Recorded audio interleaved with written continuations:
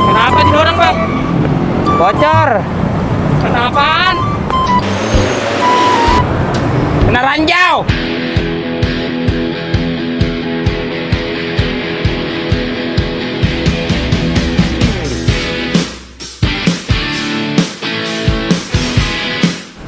Ranjau paku masih meneror para pengendara di wilayah Jakarta dan sekitarnya.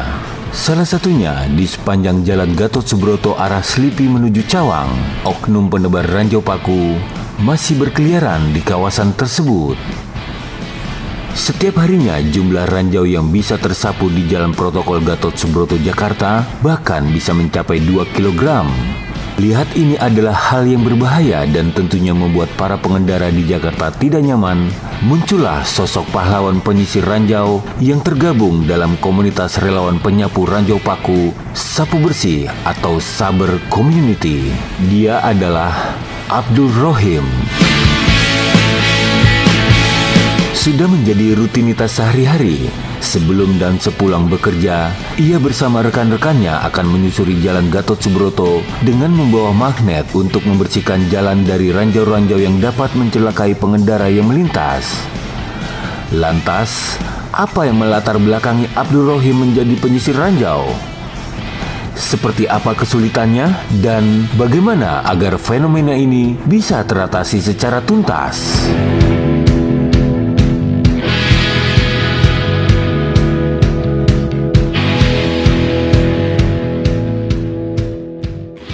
Netizen El Sinta, saat ini saya berada di Jalan Gatot Subroto. Saat ini kita akan membahas soal fenomena ranjau jalanan. Dan untuk membahasnya, tidak salah kalau saya menghampiri salah satu jagoannya penyisir ranjau jalanan.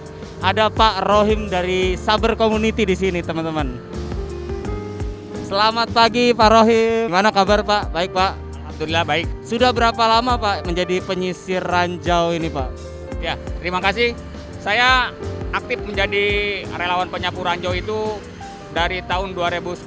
Ada sekitar 12 tahun ya. Sebelum komunitas Saber terbentuk. Komunitas Saber sendiri terbentuk tanggal 5 bulan 8 2011. Nah, ada beberapa poin-poin sebetulnya yang kita juga ingin tanyakan karena Pak Rohim juga kita lihat sekarang sudah aktif sekali di media sosial ya Pak ya. Ya, alhamdulillah untuk memberikan informasi kepada masyarakat, saya ada juga media sosial untuk sharing agar masyarakat tahu bahwa sampai saat ini ranjau paku atau ranjau jari-jari payung di beberapa ruas jalan ibu kota itu masih sangat rawan sekali. Saya share di media sosial, alhamdulillah respon dari masyarakat itu bagus sekali. Apa sih latar belakang Pak Rohim ini tiba-tiba terfikir untuk menjadi relawan penyisir ranjau paku ini? Apakah Pak Rohim awalnya adalah korban? Ya, latar belakangnya mungkin pernah juga mengalami, kebetulan saya jadi supir pribadi di salah satu keluarga. Dulu awalnya di Daan Mogot, kendaraan bos saya sendiri pun sering kali terkena ranjau paku. Saya berinisiatif untuk membuat atau mendirikan komunitas yang peduli terhadap ranjau paku di jalanan ini. Dan alhamdulillah terbentuklah komunitas Saber sampai saat ini. Luar biasa, berarti komunitas Saber ini sapu bersih ya? Ya, Saber itu kepanjangan dari sapu bersih ranjau. Apa saja sih kesulitannya Pak? Kesulitannya mungkin kalau pas cuaca hujan, kadang-kadang ranjau ini di jalanan ini lumayan cukup banyak sekali. Kita kesulitan, ditambah juga kendaraan yang kalau pagi lumayan cukup ramai sekali. Jadi kita harus ekstra hati-hati biar jangan sampai terjadi laka. Kenapa permasalahan ranjau ini tidak pernah selesai seperti apa? Diduga ada kaitannya dengan oknum tambal ban nakal, ya. Tetapi tidak semua tambal ban nakal, masih banyak yang jujur. Ya netizen, saat ini saya sudah bersama dengan salah satu tempat tambal ban. Halo Pak, apa kabar Pak? Baik Pak, baik. Lagi sibuk ya Pak? Iya Pak ya. Maaf ganggu Pak ya. Kita pengen nanya-nanya sedikit nih Pak, terkait kan lagi rame nih kasus-kasus ranjau paku yang bikin ban bocor nih. Nah menurut pandangan Bapak tuh gimana? Karena banyak stigma yang menganggap oknumnya adalah tukang tambal ban sendiri nih Pak. Kalau tambal ban mah enggak itu Pak, paling rampok-rampok itu Pak. Kalau masalah tambal ban kayak gini mah enggak mungkin lah Pak. Yang itu paling itu ngelakuin itu perampok itu. Kalau kita mah di sini Pak bersih-bersih. Soalnya gimana ya? Kalau kita mana lakuin kayak gitu, di sini kan udah daerah ini dari bersih di sini Pak. Tanggapan Bapak terhadap stigma itu gimana Pak? Stigma yang mengkambing hitamkan penebar paku adalah tukang tambal ban. Itulah kerjaan perampok Pak, biar bersih orang itu. Kelakuannya dibilang itulah tambal ban perampok itu. Iya, saya ini pesan sama saudara-saudara saya yang tambal ban, jangan ngelakuin nabur-nabur paku lah. Kita ini kan yang bersih-bersih aja, biar duitnya bawahnya bersih gitu aja. Baik, makasih banyak dengan Pak siapa tadi Pak? Pak Silaban Pak. Nama Bapak siapa sih Pak? Silaban. Silaban apaan Pak?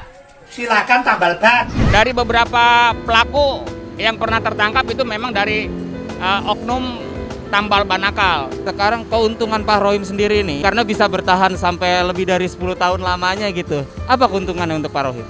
Ya, kalau dinilai dari keuntungan materi, memang tidak ada keuntungan ya, tidak seberapa ya. Memang ada dari hasil ranjau yang saya dan teman-teman kumpulkan, memang kalau di total dari awal sampai tahun 2019 atau 2017 itu sekitar total keseluruhan itu sekitar 4 ton ranjau yang berhasil dikumpulkan. Saat ini saya sedang bersama dengan salah seorang pengguna jalan yang kebetulan adalah seorang driver ojek konvensional dengan Pak siapa Pak? Mohon maaf. Zainal. Tadi kita juga udah ketemu dengan komunitas penyisir paku jalanan.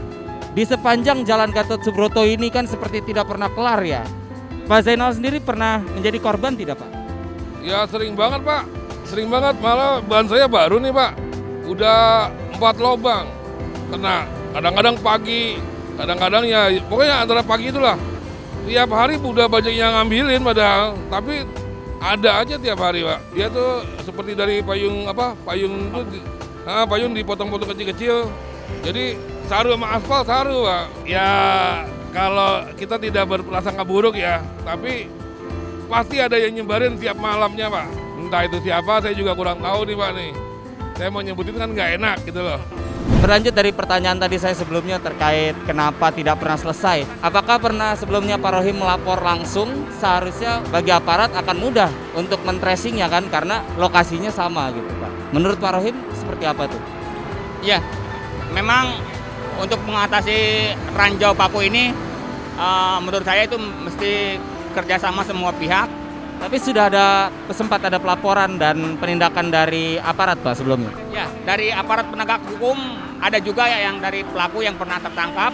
Mungkin dari aparat penegak hukum lebih instan lagi untuk melakukan penyelidikan guna menangkap dari oknum-oknum pelaku penebar ranjau yang ada di jalanan ibu kota. Selain Jalan Gatot Subroto yang rawan tuh di mana lagi Pak untuk masyarakat Jakarta ya khususnya Pak? Perempatan Pedek mengarah Simatupang atau di daerah Bundaran Pondok Indah mengarah Sekolah Duta. Terus sekitaran Jakarta Pusat itu Jalan Letjen Suprapto, Galur mengarah Underpass Senen, ruas Jalan Gunung Sari mengarah Mangga 2. Lanjut Jakarta Utara sepanjang ruas Jalan RM Marta Dinata juga itu masih rawan ranjau paku. Oh, itu rata-rata jalan utama semua tuh ya? Betul, jalan utama yang sering atau yang banyak dilintasi dari baik pengendara roda 2 maupun roda 4. Ada berapa sekarang anggota ya Pak? Ya, kalau anggota ya total sekarang tidak begitu banyak sih, sekitar dari Jakarta Barat, Pusat maupun Selatan dan Bekasi itu sekitar 40-an anggota. Pak Muhtar udah berapa lama nih ngikutin Pak Rohim ini Pak? Dari sejak tahun 2011. Kalau Ibu sendiri Bu, Lebih 2018-an. apa yang membuat Ibu sekarang terus bertahan untuk menjadi relawan penyisir paku? Oke, karena sebelumnya saya sebagai korban ranjau sehari bisa nyampe 3 kali. Pada saat itu saya masih jadi ojol ya, ojek online. Nah, dari situ saya terundang ingin ikut, coba nyari di sosmed. Nah, ketemulah Pak Rohim. Selain itu juga memang saya punya prinsip hidup sendiri, semacam fastabikul khairat, berlomba-lomba lah dalam kebaikan. Dari situ saya tetap bertahan sampai sekarang gitu. Baik Pak, makasih Pak semuanya atas waktunya. Silakan bertugas kembali Bapak Ibu. Kita kembali ke biangnya lagi. Pak Rohim, sehari itu bisa dapat berapa kilo nih? Ini kita bisa lihat ini adalah alatnya nih ya Pak ya. Ini alat sana, tapi lumayan cukup efektif karena ini lampu lalin saya modif dari ditambahin magnet neodymium. Ini daya sedotnya cukup kuat sekali karena ini bagus sekali nih magnet neodymium, daya tampung dan daya sedotnya kuat sekali. Ada juga alat yang lain. Dan ini bukan paku ini Pak ya, ini lebih ke seperti potongan-potongan plat ya. Ini dari jari-jari payung, ini ranjau yang paling berbahaya karena ban jenis tubeless pun bisa kempes atau gembos. Kalau ban tubeless terkena ranjau paku tidak dicabut masih bertahan. Tetapi kalau terkena ranjau jari-jari payung ini tetap kempes karena dia ada celah di tengah. Sehari itu bisa dapat berapa kilo Pak? 1/4 sampai dengan 1 kilogram ranjau jari-jari payung. Harapan Pak Rohim dan pesan-pesannya Pak Rohim terhadap pengguna jalan seperti apa Pak? Harapan saya ke depan jalanan ibu kota ini terbebas dari ranjau paku atau ranjau jari-jari payung agar masyarakat pengguna jalan aman atau nyaman berkendara di jalan raya seperti itu. Terima kasih Pak Rohim atas waktunya. Tetap semangat Pak dalam menjalani hari-harinya menyelamatkan teman-teman dari ban bocor. Ya teman-teman, itu dia tadi saya wawancara dengan Bapak Abdul Rohim, Ketua dari Sapu Bersih Community atau yang biasa disingkat dengan sebutan Saber. Tetap hati-hati di jalan, tadi juga Pak Rohim sudah menyebutkan beberapa tempat yang menjadi rawan. Semoga permasalahan soal ranjau ini cepat teratasi. Terima kasih, jangan lupa like, subscribe, and comment. Saya Vario Distira melaporkan untuk Elsinta News.